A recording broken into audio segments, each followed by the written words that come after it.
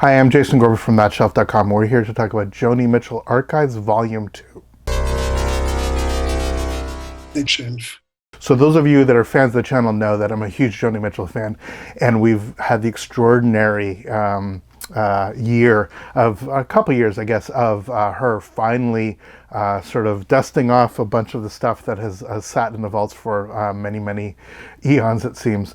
She's following the lead of people like Bob Dylan was one of the first people to sort of really do this. Obviously, Frank Zappa has done his thing. That's a whole nother shtick. But if you look at what Neil Young's done and the way that he's sort of curated his archives, is pretty extraordinary. And obviously, Joni and Neil are quite close. I believe some of the people that actually have shepherded some of Neil Young's archive work have been working on Joni's at the same time. Archives Volume 1 was very early stuff, back to her coffee house days. There's a recording that she did in a local CBC studio, I believe in Winnipeg, that sort of thing. But it was Archives Volume 2 that many people were waiting for. When they did the vinyl release of Archives Volume 1, they sort of did a best of. Didn't get all the other elements. You had to sort of buy multiple discs to get most of what was on there, and you still missed out.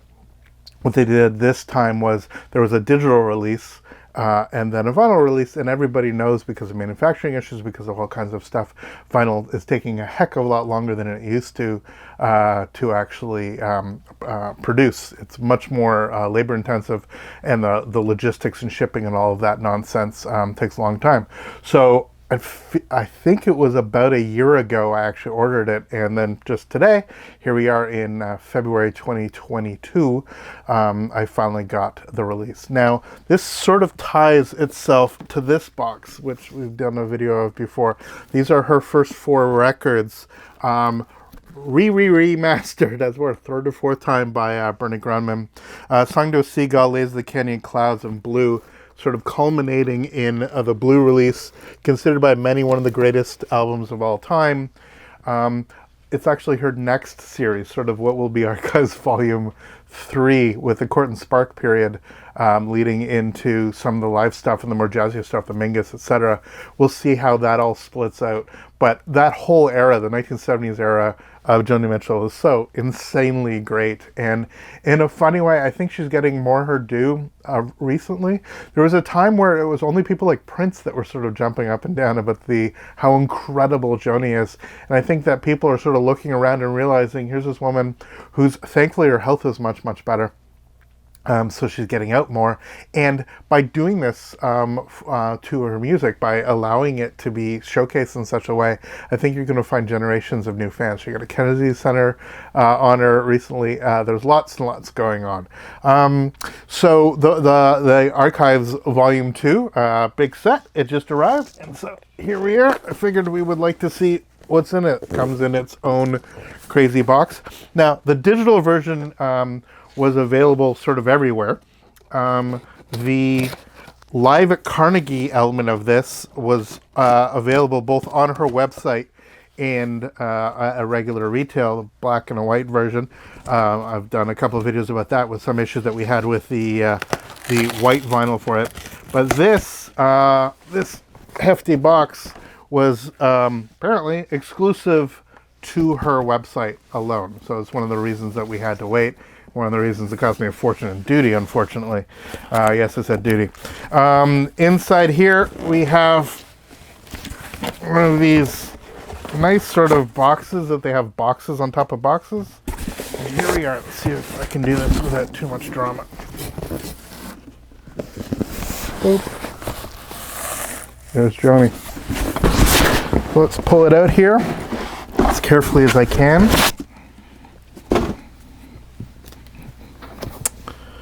Archives Volume 2, the Joni set, beautiful. What's on the back here? Side 1, Joni's home demos, a series of songs. Jane Lurie, Apartment, bunch of apartment recordings. Again, I have a bunch of Dylan stuff like this. Just these recordings that they did in these incredibly intimate environments. And when you have somebody of this nature, these demos are extraordinary. I mean, sometimes the recordings aren't quite up to snuff, but just as a historical note, they're pretty phenomenal. Then we have a bunch of session work, Song the Seagull stuff, the Live at Canterbury House, Live at Liibu Coffee House, series from there. Bunch of studio sessions. Then the full live at Carnegie Hall. So this is sort of a duplicate from what I already have, the Carnegie Hall show. Then the Cloud Sessions, the Dick Cavett show, which is I'm super excited about, actually, as crazy as that is, to actually have sort of on vinyl something which, you know, is gettable on YouTube. But I'm interested to see how that actually sounds. Ladies of the Canyon Sessions, some BBC elements, and then the Blue demo sessions, a whole bunch of Blue. And then the Greenpeace benefit concert for Mchika, which has been sort of bootlegged many times. A bunch of this stuff has actually been bootlegged, but it's nice to actually have it officially released. That's the concert she did with James Taylor. It seems that James Taylor, which is getting some major releases with another of his girlfriends, Carole King, is also getting around as we deal with these 50th anniversaries of all this stuff. The in-concert BBC radio broadcast from October 29th, 1970, and that goes directly into side 20. So there's 10 discs, side 20, which is more of the Blue sessions, late 1970, including a version of River. The second last track on this is a version of River with French horns. I'm a sucker for French horn, so we'll see how this actually plays out. I'm going to open this carefully. I don't think there's any way that I can open this and keep the plastic on. Let's see how neurotic I can be about this.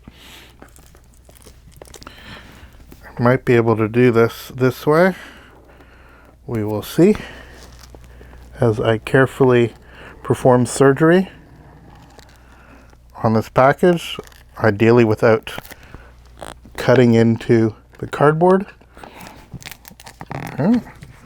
I might be able to rescue this and then cut the seam here.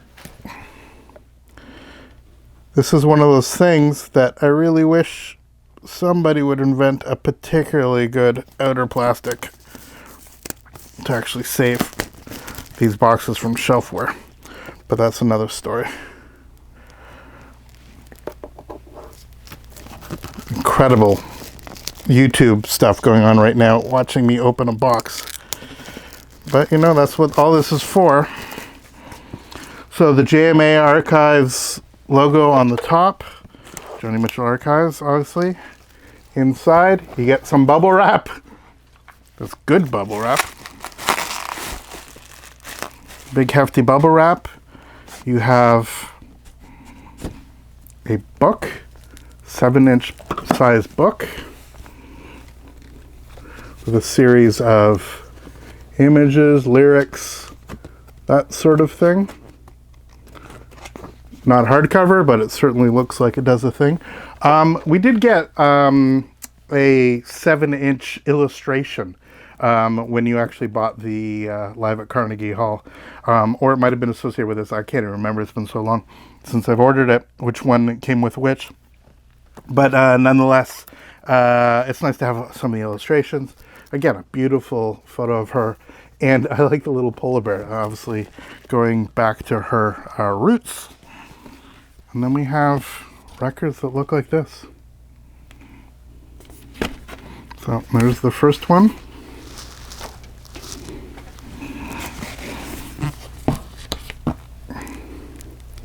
Beautiful concert shot.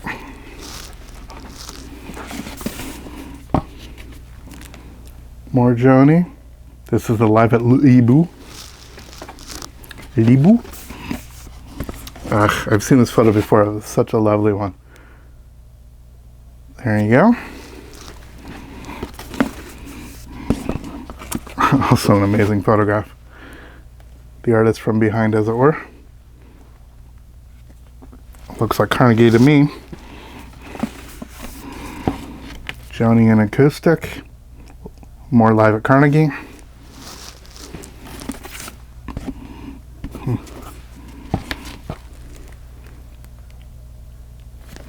More Joni, of course. Very Ladies of the Canyon era. Ms. Mitchell. Again, a relatively famous photo, but used on a lot of bootlegs. But there's Joni and Mr. Taylor. And then the last one is also her looking suspicious at the camera. Fantastic. Anything else in here? No, that's it. And let's look what the actual records look like. We might as well look at the last one. So they show up. They have on the back, it's not just in the book, they have on the back, obviously, all the information, which is fantastic. It really drives me nuts sometimes when they don't. Comes in plastic-lined paper sleeves, which is totally fine. It would have been nice for it to be in bowtie sleeves, but at least it's not put into cardboard. It's directly into the plastic. As you can see, black vinyl, nothing particularly fancy, looks flat, looks clean, it's nicely pressed, and it does the thing. So there we go. I have a lot of listening to do. I am super excited that this is now part of my collection. I'm super excited that we're living at a time where Joni is finally getting her due. It's not like we haven't realized that she's fantastic, and it's not like she hasn't been a huge success, but I generally think that there's this sort of upswell of interest in her and her music, especially from younger people, which I'm super excited about. I think that when you look at some of the biggest sort of artists doing confessional work now that are going to the top of the charts, be they in soul R&B hip hop or be they in sort of straight up pop, so many of them can actually draw a direct line to the work that Joni Mitchell did. Americana, folk, everything. There's so many, especially musicians, that look to her in her various phases as this extraordinary accomplishment, this incredible career that's only sort of getting richer. If you look at the latest Rolling Stone top 500 songs, or 500 songs of all time, or 500 records of all time. No, it's songs. Joni's just sort of exploded to the top in a way that she hadn't, as more and more people sort of come aboard our love for Ms. Mitchell. So for thatshelf.com, I'm Jason Gorber. Thanks so much for watching. Please let us know in the comments what you think of Joni and what she means to you. Please like, subscribe, do all that stuff. It really does help us out a lot. I look forward to seeing you next video. All the best. Take care.